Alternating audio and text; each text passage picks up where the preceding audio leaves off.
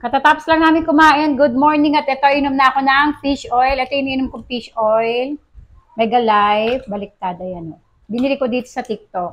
So, dito tayo sa bawas. Ganito yung itsura niyan. Napakaganda ng fish oil sa ating katawan. Marami siyang mga good benefits na makukuha tayo. Soap gel siya. Yan nga.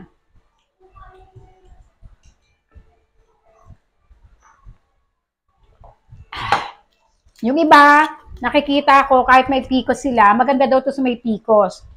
Tapos yung iba naman, para maging maganda sa kanilang menstruation. Ako hindi, para ma-prevent yung yung may omega-3 kasi ito eh. So, para ma-prevent yung heart attack, mga stroke, kasi nga, thunders na.